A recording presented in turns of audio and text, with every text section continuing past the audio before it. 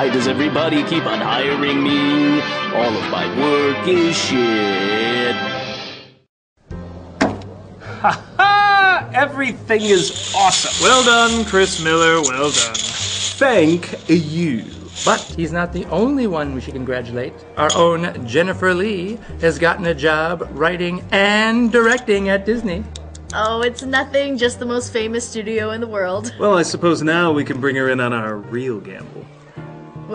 What gamble? Oh, every time a new filmmaker comes along, we make an impossible dare to see if they can pull it off. Yes, and they, in turn, make dares back. Really? And seeing how you're the newcomer with Disney, I bet you can't make an animated film that points out all the faults of the past Disney films, has 2 female heroes, one of them a queen, Ooh. and have her sing a song so popular, even boys will be singing it. Ooh. Okay, I like a challenge, especially in this demographic ruled by 13-year-old boys. They're always the most profitable. But what about you, Mr. Peyton Reed? What about me? If I achieve that, then you have to make a successful superhero movie where the hero shrinks down to the size of an ant. You know shrinking films are box office poison right now. What's the matter? Not taking my raise? Oh, yes. Oh, I'll call. Not that Miller and Lord over there have the balls to do so. Hey, we're just as ballsy as either of you. Yeah, prove it. I bet that we could do a product placement movie so good that we could name the movie after the product and nobody would care. Yeah, and people will even be upset that it wasn't nominated for Best Animated Feature. Say, mind if I play? No. No. What? Why not? You suck at this game, Shyamalan! Yeah, what's this idea that you can make trees scary? Yeah, it's later down the road. This idea is guaranteed to show you how talented I am. Wait, isn't this the one that Disney didn't understand, so you stormed out even though they were gonna fund it anyway? Who does that? Yes, I heard about this. You said Disney didn't respect individualism. There are a bunch of hacks who didn't realize my brilliance. Yeah? And what is this brilliance? Alright. The main character is named Story. Out. Not happening. She's an ancient creature called a Narf. Oh, honey, you can't do this. And she's being chased by Scruns, but saved by Tartutics. I heard a bum down the street shouting stuff like this. Oh, come on, even I'm not that high! I will show the world that I am so good that I can make something so silly absolutely amazing. I mean, what else could happen to this movie? Let's get this baby started!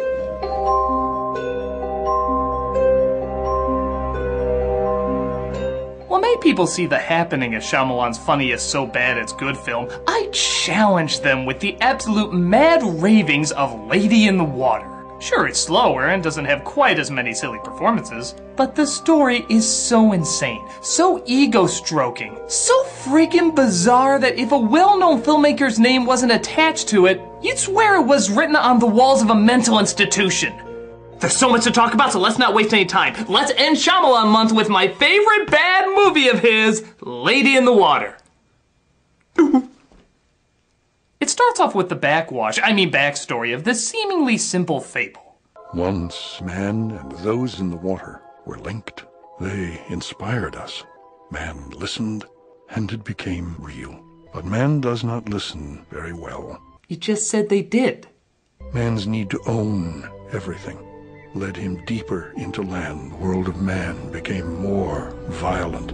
War upon war played out, as there were no guides to listen to. Well, if they're so good at guiding people, how did they let this happen to begin with?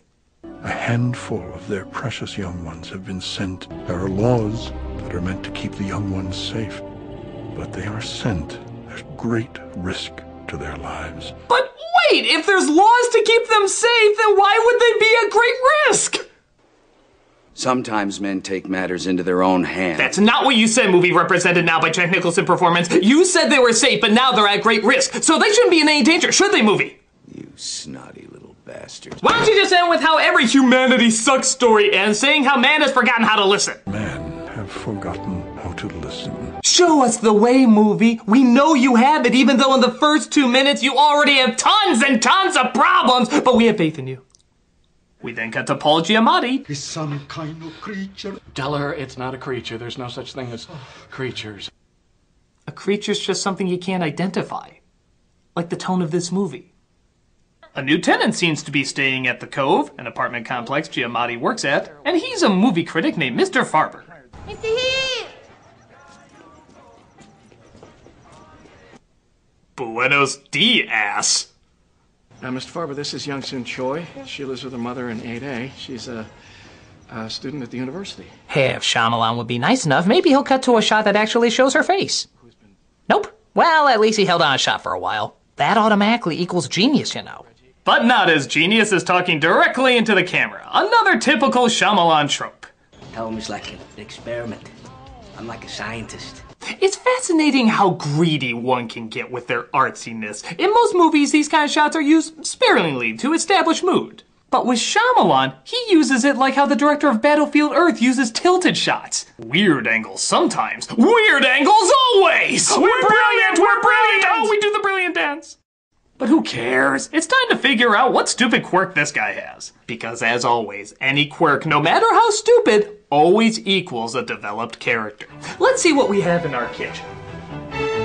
Let's see what we have here. You like hot dogs? Expired water? Ah, here we are, working out half of your body for no reason. Most people say, hey, what's wrong with you, Reggie? Why are you only working out on one side of your body? Remember, it doesn't need to make sense. You just have to say that director has a style, and therefore it's good. It's the law. Hey. Hey. It's a well-composed shot there. That looks effortlessly done, like there was no effort put into it whatsoever. It's almost as good as this one of Giamatti ending his day and the camera slowly tilting up to reveal absolutely nothing! You know, something visually interesting there might have been nice. Was even the moon like... No, hell no, I'm not being in this shit. Mermando? No, but trust me, it's something just as equally ridiculous. He goes out to the pool to inspect when... he was underwater, now he's not. Now he's back underwater, now he's not. Now he's out of the water, he slips, he goes back into the water, tries to get out, says nah, and he's suddenly in his room. Well, that was as easy to follow as a moth in a snowstorm. There does, however, seem to be a wet, naked woman in his room. No, not this again. Or at least this one's alive. Where are you from? Do you feel an awakening? Is that like a happening? Why don't you just replace all your dialogue with, do you feel an ing-ing-ing? I don't even know your name. My name is Story. Oh yes, you heard that correctly. It's that kind of movie. I have two siblings, an older sister named Long Story and a younger sister named Short Story. I have a very honest mother we named True Story, an aging father named Old Story, a dead grandfather named Ghost Story, and for some reason all of them remind me of my two pets, Cock and Bull Story. What I'm trying to say is, that name is stupid. So he gives her a shirt, turning her into a cover story, and sleeps the night away holding her in his arms. Because this really wasn't creepy enough yet.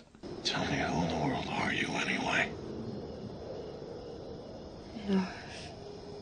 Didn't catch that? Yeah, you did. The name of her species is Narf. And not only that, they say this word all the time like it's a totally common name. If a narf... 1,000 narfs. The narf has come. The Madam Narf. Narf? A narf. What was Blaff already taken or Plonk? Look out! We have to save the Nyanyanyas! They're on the run for the Kerplockety blocks! Bitch, you for real?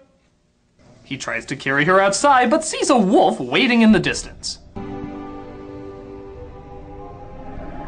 I serve the nothing, which apparently this film has an abundance of. What? What's going on? What? Pull!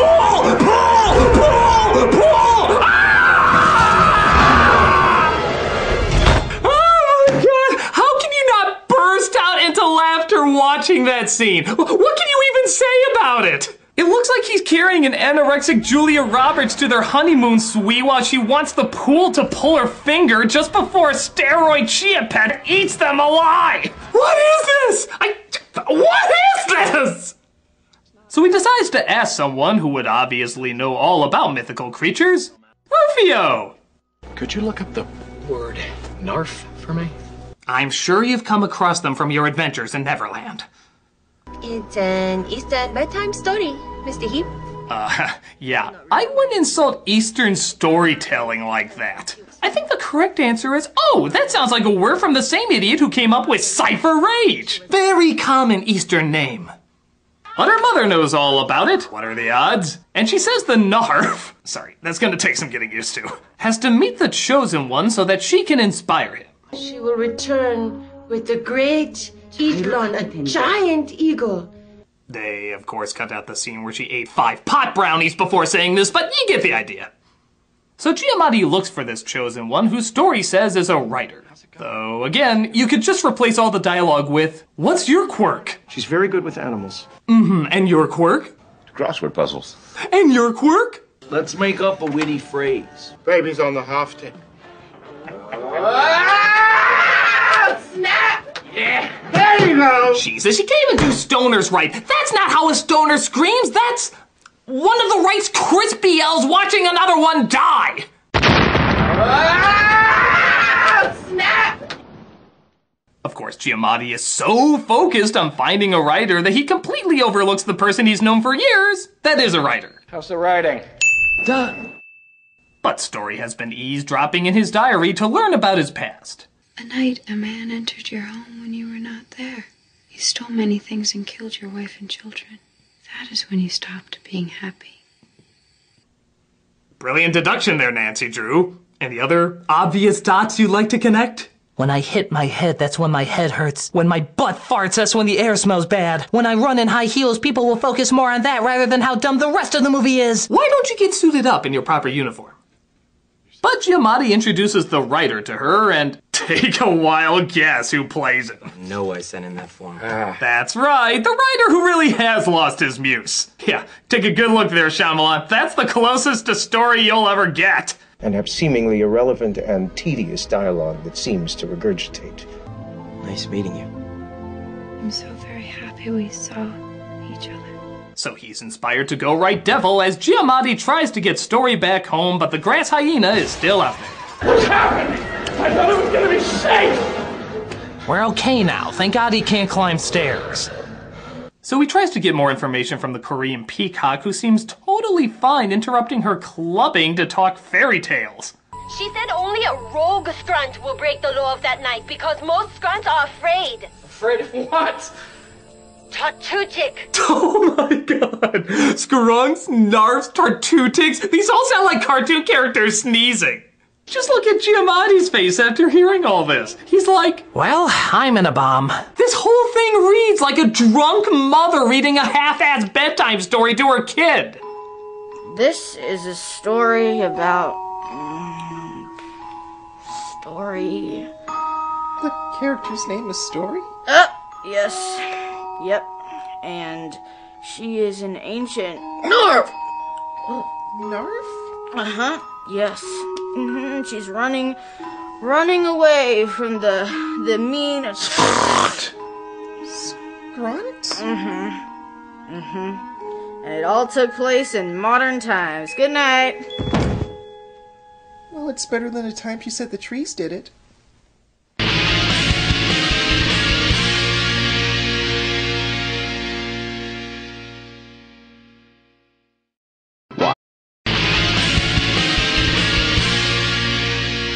So, fearing this story is sounding 100% like coke ravings, Korean Britney Spears brings back the dramatic tone.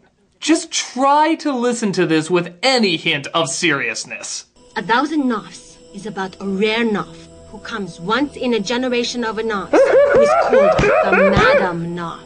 A scrunt will do anything to kill a Madam Nof, even forget his fears of the Tartutic. But it is the Madam Nof herself. Will she know that she's a Madam Narf? Okay, I'm sure Shyamalan is hearing this really intense, dramatic story, but To the rest of the world, all we can hear is 1,000 Narfs, a rare Narf, the Madam Narf. Kill a Madam Narf. The Madam Narf herself. Does she know that she's a Madam Narf? Once in a generation of a Narfs. I would give anything if the twist to this movie was that the entire time it was Pinky and the Brain trying to take over the world. Literally, every single problem would be fixed if they just do that twist. It's a Warner Brothers movie, make it happen! Speaking of which, the master writer himself is told that his writing is going to change the world and give inspiration, I shit you not here, to the future president. This boy will become leader of this country and begin a movement of great change. But also, gets even better, his ideas will be so dangerous that someone will eventually take his life because of them. And yet, he still chooses to write the story, sacrificing himself not only for his art, but for the world. Wow. Is it windy on that egotistical high horse that you built for yourself? I mean, Christ, you can see his boner growing with every praising word. He will speak of you and your words. Your book will be the seeds of many of his great thoughts. It will be the seeds of change. Ooh, now that's a messy story. So Giamatti is told that Rufio's mother will only tell the rest of the story if she can see him like a child. You have to make her see you as a child. Innocent. So, I can't even. Just watch.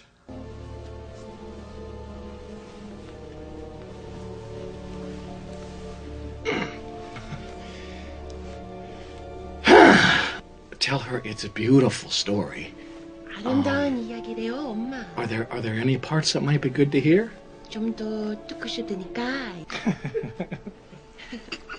Okay, so let's say this represents the world of sanity, and this represents the edge of sanity, and this represents the world of insanity. You would be on Mars, you are so friggin' gone! Because we have no idea where the hell you are to come up with a scene this goddamn bonkers! I mean, what the hell is going on? Is this what you do with all your Oscar-nominated actors? Make them look like they're jerking off sideways while peeing like a dog? That's not acting like a child, that's acting like 3 lobotomies were given to you! In maple syrup! What are you? So the Narf can't say anything about her world for reasons, but that's okay because she touches her ear to answer yes or no questions, as that doesn't count for reasons. So there's a symbolist, a guardian, a healer, and a guild he's supposed to find in order to help her. And before you say anything, yes, this simple bedtime story is as goddamn complicated as a friggin' D&D game. Do you know who the symbolist or interpreter is? I don't know. Let's roll the dice to find out. So he goes to the crossword guy and his increasingly strange son. This picture on the cereal box is supposed to make you feel happy. I feel sad like that time you forgot to pick me up at school. Are we in Wonderland? He finds the others as well and takes them to a naked cut-up lady he's keeping in his shower.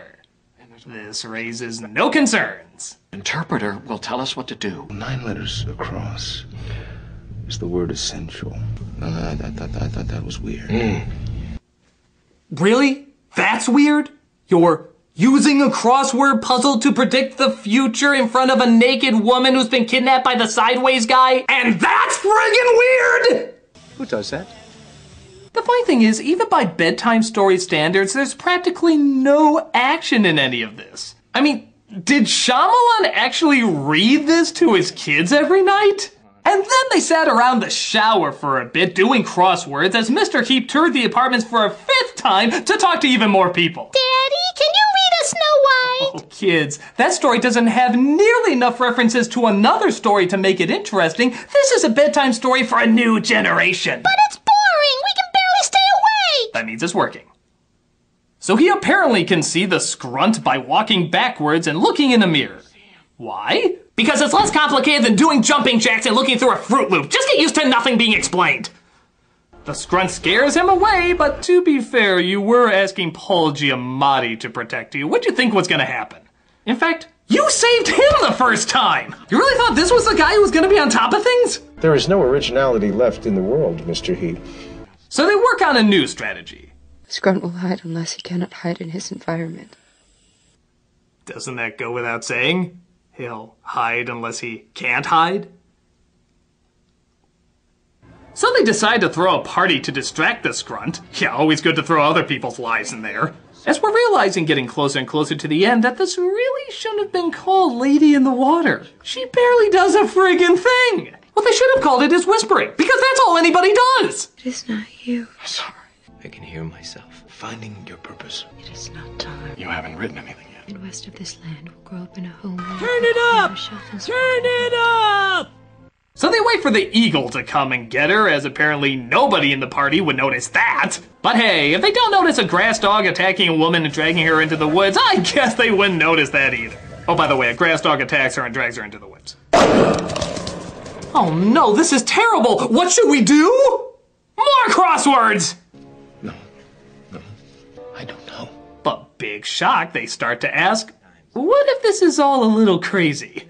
Why are you so certain that I am the interpreter and they are the guild? I asked someone. What kind of person would be so arrogant to presume to know the intention of another human being? Who has put this young girl's life in jeopardy?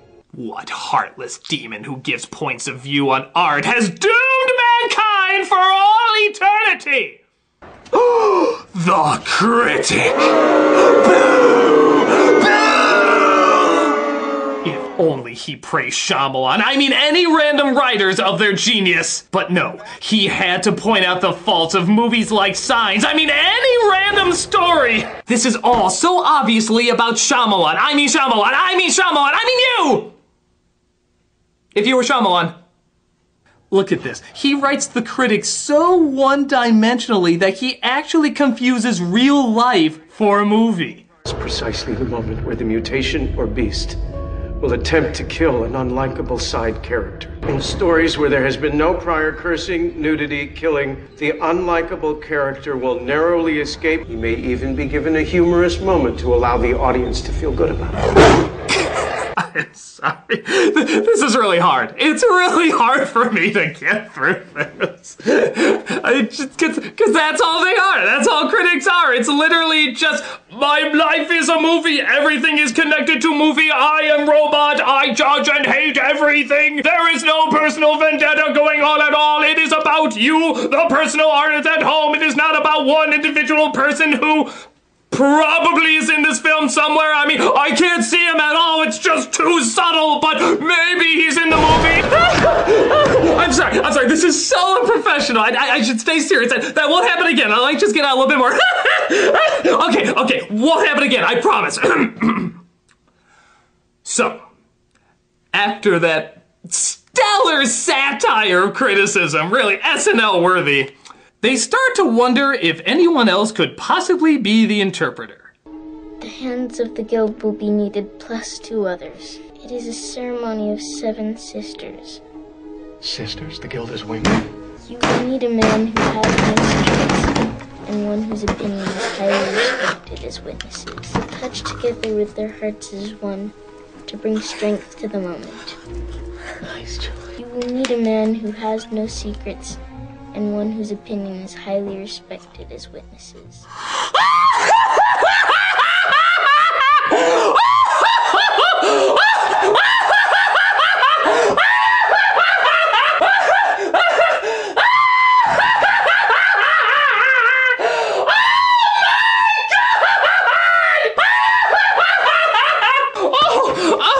People at home, you are not stoned, you are not high, you are seeing this correctly. A little boy with incredible detail is predicting the future of an ancient civilization by staring at cereal boxes. Cereal boxes! Oh my god, I'm crying! I'm actually crying! This is so funny! What is he going to see? The cookie crook will go cuckoo for Cocoa Puffs when Captain Crunch's neck goes snack, crackle, and pop, and it'll be great! Were the fortune cookies too hard to understand? I can't breathe! must hurry. This will all be over in moments. Now, onto the spice rack, where I will predict the second coming of Jesus! Oh my god! Oh, I just came a bit. I read it wrong. I thought it said she will lead a ceremony of 7 sisters to bring strength to the moment. But it really just said Cinnamon Toast Crunch. It turns out Giamatti has to be the healer because, well, symbolically it ties to his family, and that dead horse is so kicked you can see the Nike symbol indented into it. It of course brings her back to life as the big Shyamalan twist is finally revealed. Oh my god. Reggie, just keep looking in his eyes! Oh my god, it takes place at the Cove! Wait, I already knew that. Why'd you cut to that? What the hell's the twist?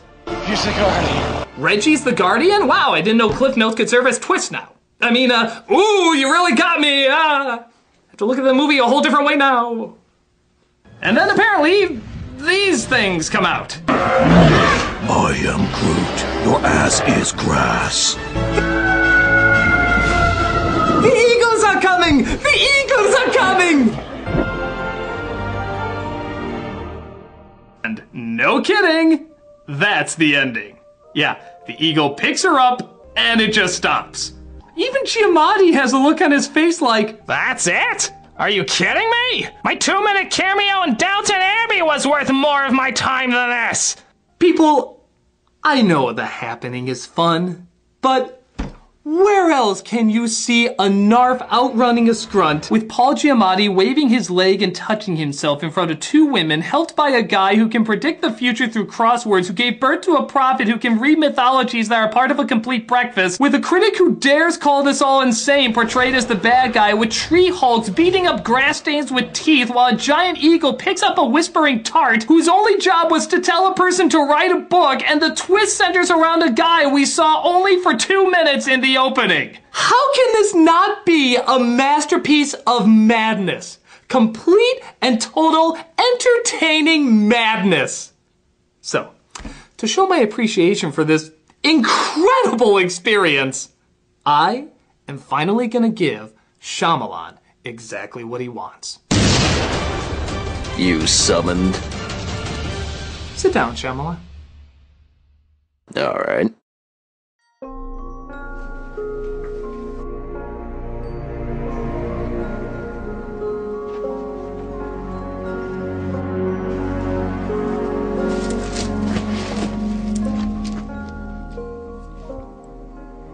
Tell me about your genius method in making this film. Really?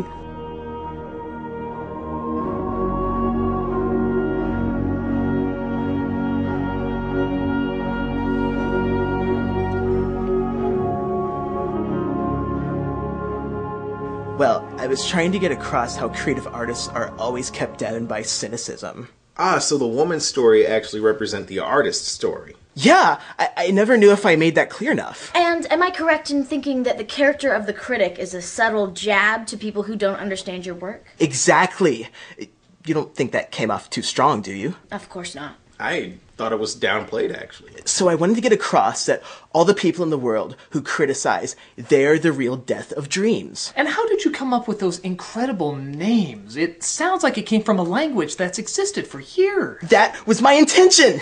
You see, I'm a big fan of creating other worlds, and other worlds have different sounding names, so I said to myself, what sounds weird and otherworldly? A narf.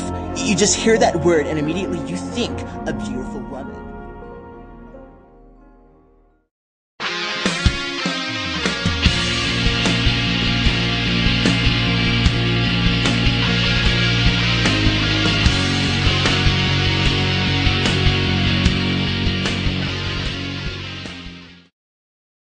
Narf!